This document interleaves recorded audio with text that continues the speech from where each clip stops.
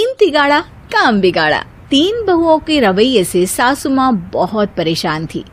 दरअसल बात ये थी कि तीनों बहुओं में किसी बात को लेकर अनबन हो गई थी। तब से ही तीनों एक दूसरे से मुंह फुलाए रहती थी। ना कोई सीधे मुंह किसी से बात करती, ना किसी का कहना मानती।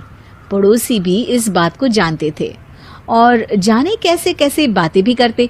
इसीलिए सासू माँ ने तीनों बहुओं को तुरंत अपने कमरे में बुलाया। मैं कई दिनों से देख रही हूँ, तुम तीनों अलग अलग सारे काम कर रही हो। ये सब नहीं चलेगा, तीनों को मिलकर ही काम करना पड़ेगा। सास की बात सुनकर एकदम से बड़ी बहू बोल उठती है। नहीं मम्मी जी, मैं इन दोनों के साथ कुछ नहीं कर सकती।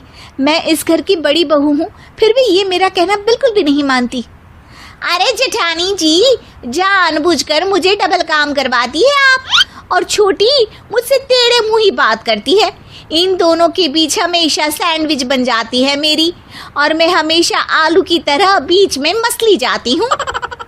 मम्मी जी, इन दोनों को लगता है कि मैं छोटी हूँ तो इनके पैरों तले दब जाऊंगी, लेकिन नहीं, मेरा भी उतना ही अधिकार है जितना इन दोनों का है।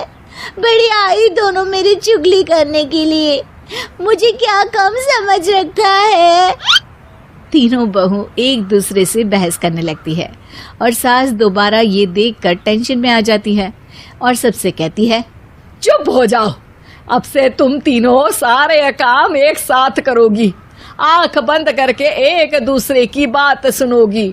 तुम तीनों इस बात को गांठ बांध लो, वरना अगली छुट्टियों में तुम्हारा अपना मायके जाना कैंसिल। सास की बातें सुनकर डर के मारे तीनों हामी भर देती हैं। जी मम्मी जी, मैं समझ गई।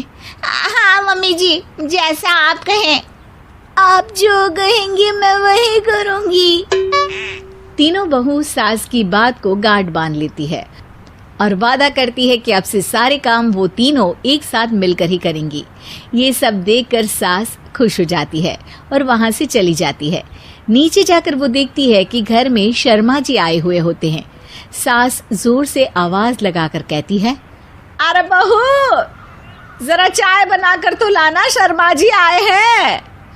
सास की बात सुनकर तीनों बहू तुरंत किचन की ओर भागती है और चाय बनाना शुरू कर देती है। मुझे तो एकदम मसाले वाली कड़क चाय पसंद है, तो हम शर्मा जी के लिए मसाले वाली चाय ही बनाएंगे। अरे नहीं दीदी, गर्मी के मौसम में मसाला चाय कौन पीता है? मैं तो शर्मा जी के लिए इलायची वाली चाय ही बनाऊंगी। ये कैसी बात कर रही हैं आप दोनों? मेरी मम्मी ने सिखाया है कि मेहमान को ज्यादा दूध और शक्कर वाली चाय देनी चाहिए, वरना वो घर वालों को कंजूस समझते हैं। तो मैं तो शर्मा जी को ऐसी ही चाय दूंगी। तीनों बहुएं अपने अपने तरीके से चाय में शक्कर, मसाला, पत्ती सब डाल देती है। उबलने के बाद तीनों मिलकर चाय बाहर लेकर जाती है और शर्मा जी और सासू माँ को देती हैं। चाय पीने के बाद शर्मा जी सासू माँ को देखकर शर्मा जाते हैं और शर्मिंदा महसूस करते हैं कि आखिर उन्होंने चाय पीने के लिए हामी क्यों भरी। सासू माँ भी चाय पीना शुरू करती है और कहती हैं, अरे बहू, ये कैसी चाय बनाई है? चाय है या मीठे दूध की बासुंदी? हाँ, चाय अच्छी नहीं लगी क्या? कोई बात नहीं, हम पराठा बनाकर लाते हैं। चलो चलो अंदर। हाँ हाँ चलो। हाँ आती हूँ मैं भी। नहीं नहीं, मेरा पेट चाय ने ही चौपट कर दिया, वही काफी है। पराठे से पोपट नहीं करवाना, मैं तो चलता हूँ। शर्मा जी चुपचाप पतली गली से निकल जाते हैं। अगले दिन सास बहुओं से कहती है, अरे बहू, जाओ जाके ऊपर के गेस्ट हाउस की सफाई कर दो। कल हमारे यहाँ मेरे दूर के रिश्तेदार आने वाले हैं, तो पूरे कमरे को चमका देना, समझी?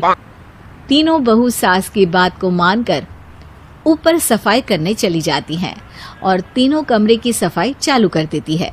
बड़ी बहू मकड़ी के जाले साफ करती है, तो बीच वाली झाड़ू लगाना और छोटी वाली सर्फ डालकर जमीन धोना शुरू कर देती है।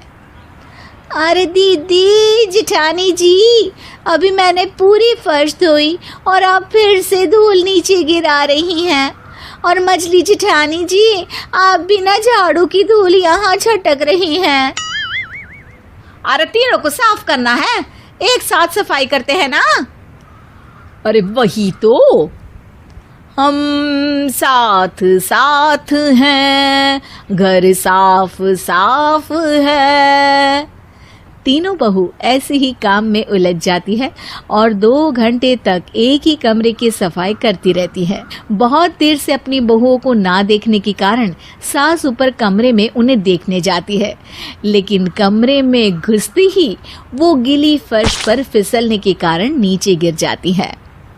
ओरी मोरी मैया, हड्डी मरोड़ के रख दी। आए मेरी तो कमर ही टूट गई रे। तीनों बहुएं सास को उठाती हैं और बिस्तर पर सुला देती है।